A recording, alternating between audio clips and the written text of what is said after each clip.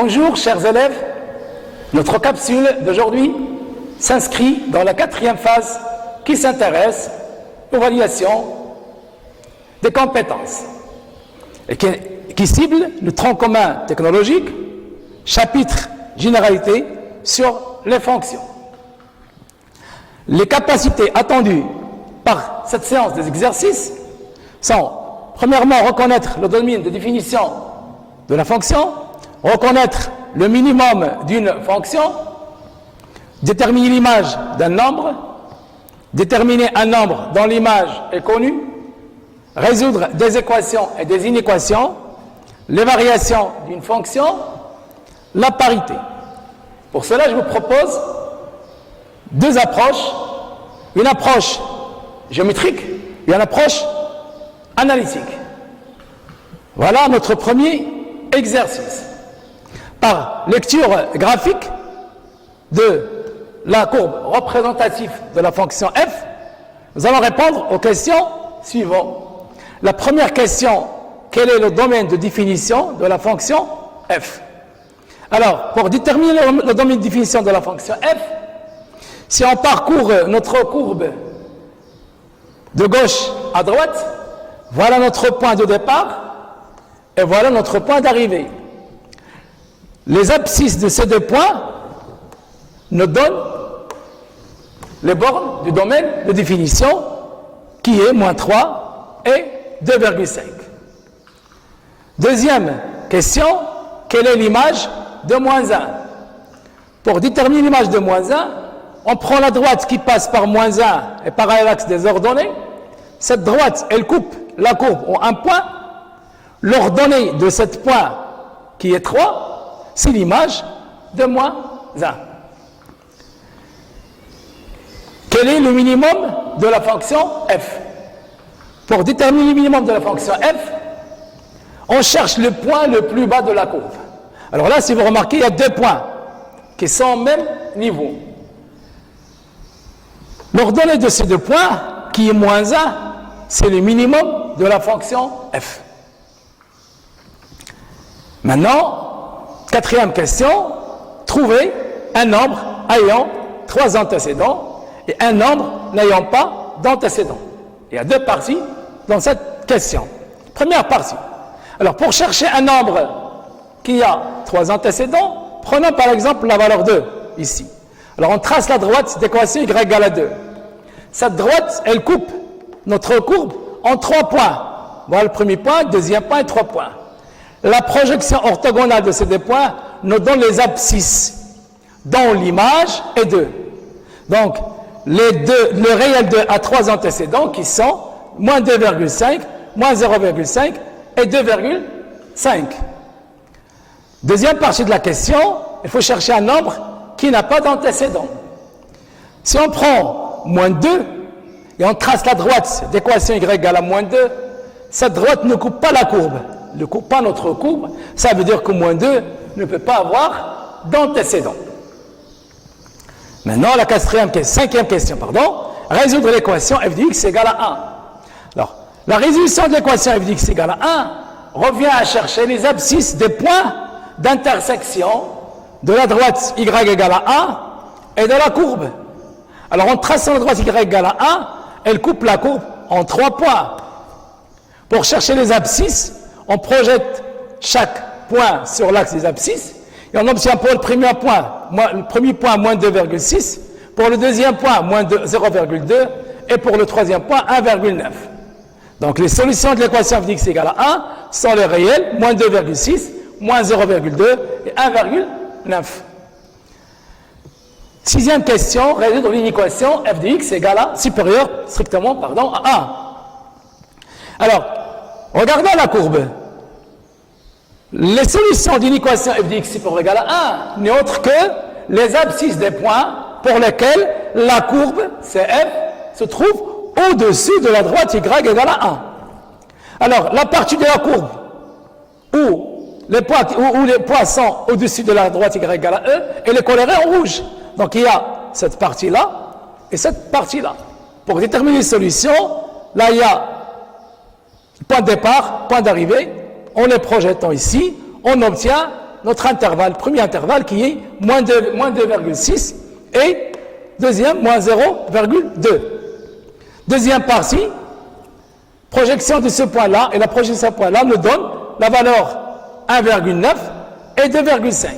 Donc les solutions d'une équation f de x strictement supérieure à 1 est moins 2,6, moins 0,2, union 1,2, 2,5. Dernière question, donnez le tableau de variation de la fonction f. Alors, comment on détermine graphiquement les variations d'une fonction? Alors, si on se déplace de gauche à droite, à chaque fois où on remonte sur la courbe, la fonction est croissante. Ou lorsqu'on descend, la courbe est décroissante. Alors, regardons ici. En partant de notre point de départ, là, on remonte jusque là. Donc, entre ces deux points, qui ont pour abscisse moins 3 et moins 1,6, notre fonction, elle est croissante. Et entre ce point-là et ce point-là, notre fonction, elle est décroissante. D'accord? Et entre ce point-là et ce point-là, on remonte, donc notre fonction, elle est croissante. Donc, le tableau de variation de la fonction f, entre moins 3 et moins 1,6, elle est croissante. Entre moins 1,6 et 1, elle est décroissante. Et entre 1 et 2,5, elle est croissante. Ça pour le premier exercice par lecture graphique. Passons maintenant au deuxième exercice, qui est le suivant. On vous donne une fonction f de x égale à 2 valeur absolue de x sur x carré moins 1. On vous demande de déterminer d'abord dans une définition puis la parité de la fonction, déterminer l'image de 2 et l'antécédent de 4 tiers, montrer que txy, qui est le taux de variation, égale à moins 2x, y moins 2 sur x carré moins 1, facteur de y carré moins 1, pour tout xy dans R plus moins 1, puis étudier les variations de f dans les intervalles 0, 1, 1 plus l'infini. Question suivante, donner le tableau de variation de la fonction f sur le domaine de définition. Dernière question, c'est comparer f de alpha et f de bêta, étant que alpha est inférieur à bêta, et alpha et bêta dans un intervalle qui est 1 plus l'infini. Passons maintenant à la correction de l'exercice numéro 2. La première question, on nous demande de déterminer le domaine de définition de la fonction f. Le domaine de définition de la fonction f, qu'on note par d de f, c'est l'ensemble des réels x qui appartient à R, tel que x carré moins 1 différent de 0. Donc ça me donne x carré, x appartenant à R, tel que x carré moins 1 différent de 0. Si x moins 1 facteur de x plus 1 est différent de 0, on vient à dire que x plus 1 différent de 0, c'est-à-dire x va être différent de moins 1, et x moins 1 différent de 0, donc x différent de 1. R dans ma définition, c'est R moins le réel moins 1 et 1, qu'on va écrire sous forme d'intervalle, qui est moins l'infini, moins 1, union, moins 1, 1, union, 1, plus l'infini. Et voilà notre domaine de définition de la fonction f. Puis on nous demande d'étudier la parité de la fonction f.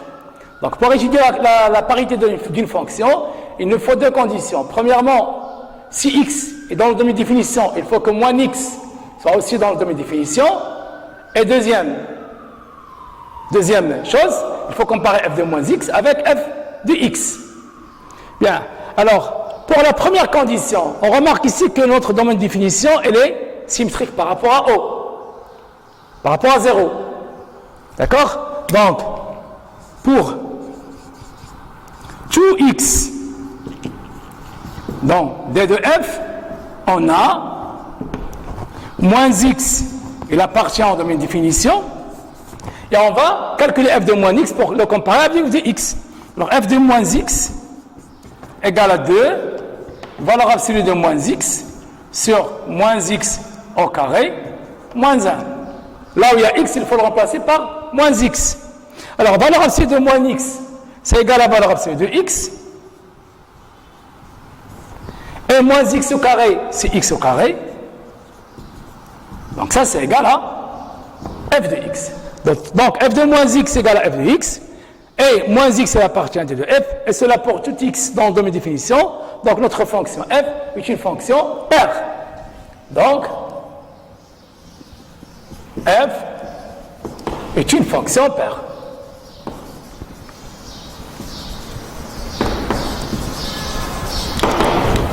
Deuxième question, on nous demande d'abord de déterminer l'image de 2. Donc il suffit de remplacer x par 2 dans l'expression de la fonction. Et on obtient l'image de 2, c'est 4 sur 3. Deuxième partie de la question, on nous demande de déterminer l'antécédent ou les antécédents du réel 4 tiers. Un antécédent est un réel dont l'image égale à 4 tiers. Donc, je prends soit x, un antécédent de 4 tiers. Donc, f de x est égal à 4 tiers. Donc, chercher x revient à résoudre l'équation f de x égale à 4 tiers. F de x égale à 4 tiers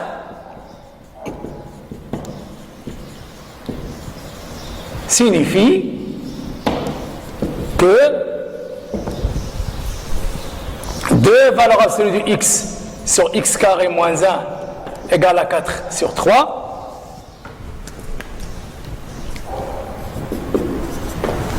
On sait que produit de moyenne égale au produit des extrêmes. Donc 4 fois x carré moins 4, moins 1, pardon, ici c'est pas moins 4, c'est moins 1. Donc moins 4 égale à 6 valeur absolue de x. Je ramène le 6 valeur absolue de x de l'autre côté et je simplifie par 2. Donc j'aurai 2x carré moins 3 valeur absolue de x moins 2. Donc là, on est ramené à résoudre une équation de second degré, mais on a un petit problème. Là, on a, au lieu de x, on a valeur absolue de x. Pour cela, il faut faire un petit changement de variable en posant grand x égale à valeur absolue de petit x. Alors on pose grand x égale à valeur absolue de x. L'équation devient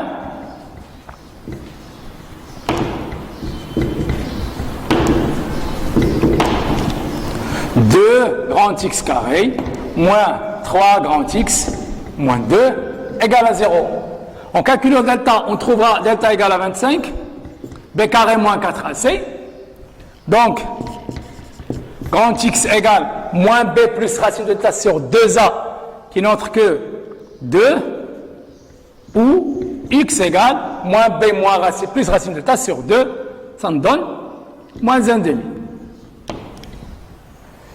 Or, grand x, c'est valeur absolue de x. D'où valeur absolue de x égale à 2 ou valeur absolue de x égale à moins 2. La deuxième équation est une équation impossible. Un nombre positif ne peut pas être égal à un nombre négatif. Là, impossible. Donc, il nous reste x égale à 2 ou x égale à moins 2. Donc, le réel 4 tiers a deux antécédents qui sont 2 et moins 2. Donc, les antécédents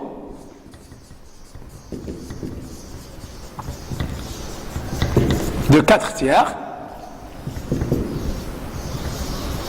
sont 2 et moins 2. La question suivante, troisième question, petit a, on nous demande de calculer le taux de variation de la fonction pour tout x, y dans R+. Donc je prends deux réels dans R+, différents de 1, et je commence à calculer le taux de variation. Donc troisièmement, petit a, soit x, y, dans R plus moins le réel 1, tel que x différent de y. Alors, le taux de variation t de x, y, c'est f de x moins f de y, f de x moins f de y sur x moins y. Je commence par calculer d'abord f de x moins f de y. f de x moins f de y égale à 2 valeur absolue de x sur x carré moins 1 moins 2 valeur absolue d'y sur y carré moins 1. Or, il faut remarquer que x et y sont dans R+. Donc, valeur absolue de x, ça devient x, et valeur absolue de y, ça devient y. Donc, j'aurai ici, et je vais réduire le tout en dénominateur. Donc, j'aurai 2x facteur de y carré moins 1, moins 2y facteur de x carré moins 1, sur x carré moins 1, y carré moins 1. J'ai enlevé les valeurs absolues parce que x et y sont de réels positifs. Leur valeur absolue, c'est eux-mêmes. Donc, je développe le numérateur. Donc, 2xy carré moins 2x moins 2y carré moins 2y, pardon, x carré plus 2y sur x carré moins 1 facteur de y carré moins 1. Ça, c'est f de x moins f de y. Alors, on va remarquer ici, on a 2xy carré moins 2y x carré. Donc, il y a un facteur commun qui est moins 2xy. Et là, il y a moins 2x plus 2y, on peut factoriser par moins 2. F de xy, f de x moins f de y, pardon, égale. Donc, je factorise moins 2xy au numérateur, ça me donne x moins y, et moins 2 facteur de x moins y, le tout sur x carré moins 1, y carré moins 1. Alors, on peut factoriser ici par x moins y. Donc, x moins y, facteur de moins 2xy moins 2 sur x carré moins 1, y carré moins 1. Ça, c'est f de x moins f de y. Alors, si on divise par x moins y, on obtient le taux de variation, donc t de xy qui est égal à f de x moins f de y sur x moins y égale moins 2xy moins 2 sur x carré moins 1 facteur de y carré moins 1. Et ça pour tout x et y dans R plus sauf moins 1. Bien, deuxième question, petit b, pardon. On nous demande les variations de la fonction f sur les intervalles 0, 1 et 1 plus l'infini. Donc, si x appartient à 0, 1, y appartient à 0, 1. Alors, on va essayer de chercher le signe de taux de variation. Alors, le numérateur, il est négatif. Parce que x dans 0, 1, donc il est positif, y dans 0, 1, il est positif. Donc xy, il est positif, moins 2, c'est négatif, avec le moins, c'est négatif. Donc, moins 2xy moins 2 est négatif. Là, x, elle est comprise entre 0 et 1. Donc, x carré, elle est comprise aussi entre 0 et 1. Et quand on calcule x carré moins 1, elle sera entre moins 1 et 0. Donc, il sera négatif. X carré moins 1 négatif. Y carré aussi moins 1 est négatif. Donc, tous ces réels-là sont négatifs. Donc, le taux de variation est aussi négatif. Donc, la fonction, elle est décroissante sur l'intervalle 0, 1.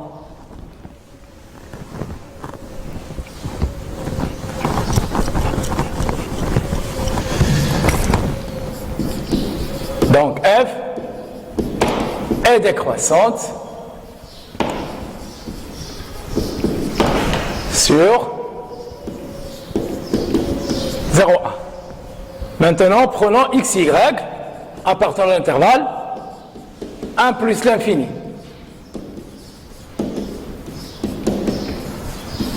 On a, alors, toujours le numérateur sera toujours négatif, parce que toujours xy est positif, donc 2xy est moins 2xy négatif, moins 2 c'est négatif. Là, x est supérieur à 1. Donc le x carré aussi c'est supérieur à 1. Donc si on prend x carré moins 1, il sera positif. X carré là c'est négatif, x carré moins 1 positif, y carré moins 1 positif. Donc, ce réel est négatif, positif avec positif, tout ce rapport-là, il est négatif. Donc, ce rapport-là sera négatif. Donc, t, x, y est négatif.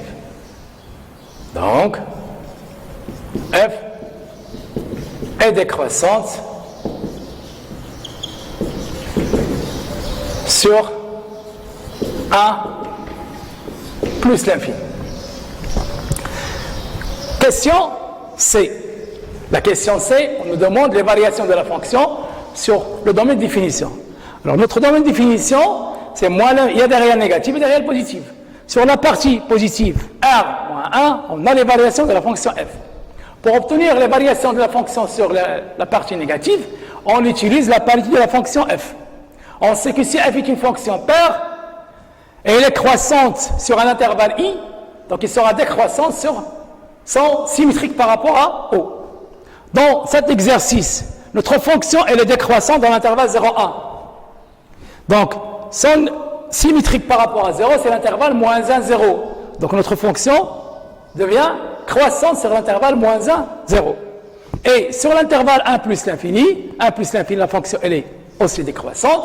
Donc sur son symétrique par rapport à O, qui est l'intervalle moins l'infini moins 1, notre fonction est croissante. Donc, notre table de variation, là on va dire que on a f est décroissante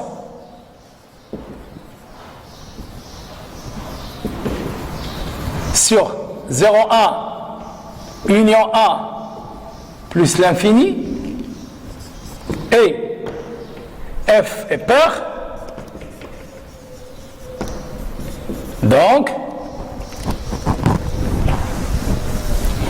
f est croissante sur l'intervalle moins 1, 0, union, moins l'infini, moins 1. D'où notre table de variation est le suivant. Bon, x, je place mon domaine de définition ici, il y a moins 1, il y a 1, au milieu on met 0. La fonction n'est pas définie en moins 1, elle n'est pas définie en 1, donc c'est pourquoi on met des barres. F, on sait qu'elle est décroissante ici, et elle est décroissante ici, et du fait qu'elle est paire, donc elle est croissante et croissante. Dernière question, cinquième question, on nous demande de comparer f de alpha avec f de bêta, étant donné que alpha bêta dans l'intervalle 1 plus l'infini. Donc, soit alpha et bêta dans 1 plus l'infini, tel que alpha est inférieur à bêta. Donc, pour comparer l'image de réel, on revient à la montagne de la fonction f. Notre fonction sur l'intervalle 1 plus l'infini, elle est décroissante. Ça veut dire que chaque fois que x augmente, le f de x diminue. Alors, ici, on a alpha inférieur à bêta, donc f est décroissante, f de alpha devient supérieur à f de bêta. C'est ce qu'elle a dit. Puisque f est décroissante sur 1 plus l'infini, alors f de alpha est supérieur à f de bêta. Ainsi, notre exercice prend fin, et donc notre capsule prend fin, et je vous souhaite, chers élèves, bonne chance.